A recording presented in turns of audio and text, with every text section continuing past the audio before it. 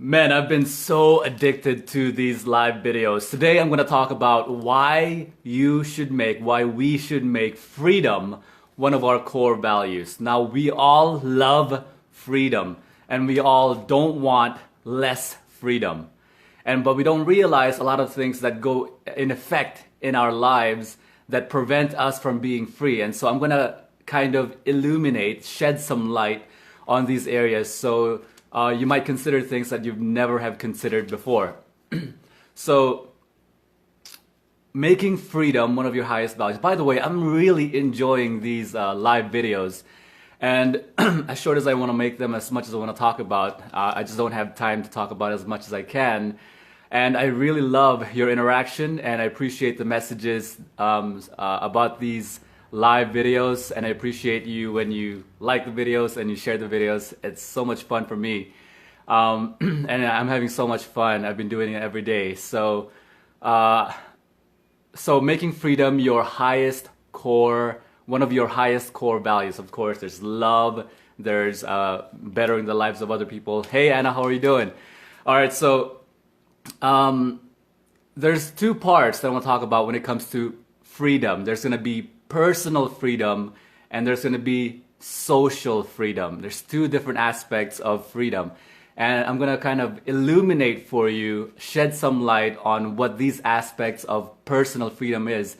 So I'm not going to go into the social because it's a huge area of freedom, but I'll go into it. What does it look like? What does social freedom look like? Social freedom looks like when you're a part of a group, when you're part of a big group of people. It might be just you and your friends, might be you and your family, or it could be as big as you and an entire nation. So it goes into politics, right? Government. And political freedom, or not, social freedom goes into you're asking the question, is the individual as free as they could be? Is the individual as free as... And here's what I want you to consider. There is no such thing as a group of people. There is no one group type of people. There's only individuals in that group. There's only each individual in that group. So when you're considering, is the group free? There's no such thing. There's only such a thing as is the individual free? How can the individual be as free as they could be in that group? You got it?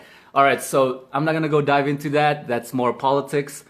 I'm going to talk about personal developments, personal freedom. So there's three aspects to personal freedom I want you to consider that I was talking about on my post yesterday in that well overexposed picture. There is personal, there is livelihood, and there is relationships. So personal freedom, freedom in your livelihood, and relationship freedom. What does that look like? Livelihood freedom is you're taking on endeavors, because work is what we do just out of survival. Work is something we do that we would not do otherwise without the external benefit. If we didn't get paid for it, we wouldn't do it, right? If we just got money, we wouldn't work. So work is something you do where you would not do it without the external benefits that it brings, the money that they pay you. And so most of us work, and our time is attached to work.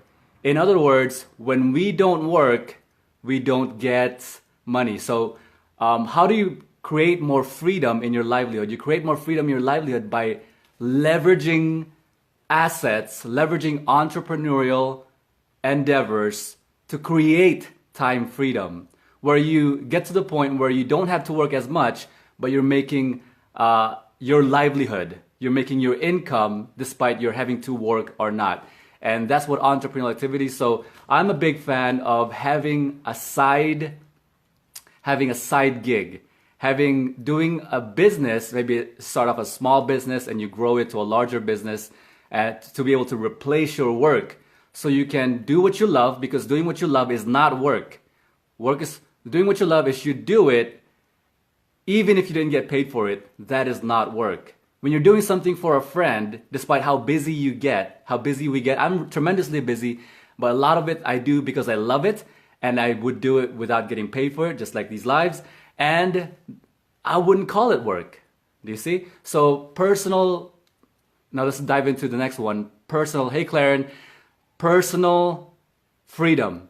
Personal freedom is on the road to enlightenment. What does enlightenment mean? Enlightenment means shedding light upon something. Meaning you have a dark area, and then you shed light upon it, you enlighten that area as a literal definition. Enlightenment is you're getting clarity and understanding on something. Whether it's clarity and understanding about yourself, more about yourself. If you want to understand people, you have to understand yourself. So more clarity and understanding on these ideas. Hey Amber, how are you? All right, so on the road to enlightenment, on the road to understanding more about yourself, more about your environment, more about people, you're becoming more and more free. You're creating more freedom. Thanks for liking. You're creating more freedom personally through personal development and social development. You get it? So the last aspect of personal freedom, is relationships.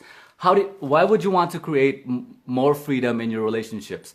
You create more freedom in your relationships so that both parties, both people within the relationship can live as big a life as they could possibly live. So they could go towards their personal actualization. They can do things that make them happy.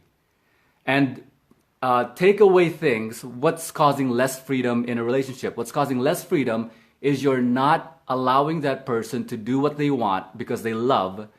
You're not allowing that person to live the life, the biggest life that they could, experiencing as many experiences as they could, and doing the things they want for their own reasons. That's what prevents freedom in relationships. What creates freedom? You're allowing them to do things that make them happy.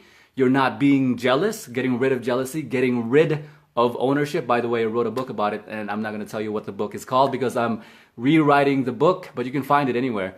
That's enough of that. Create more freedom in your relationships by preventing things that create less freedom in the relationships. You get it? So that's my live for today. If you appreciated this, I have so many things to do. I'm so excited.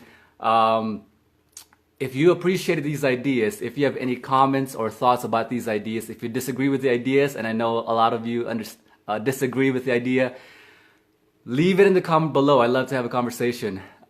Thanks for liking. I appreciate you sharing this video. Share it with people that you may find might appreciate these ideas. All right, I will talk to you on the next live. Bye-bye.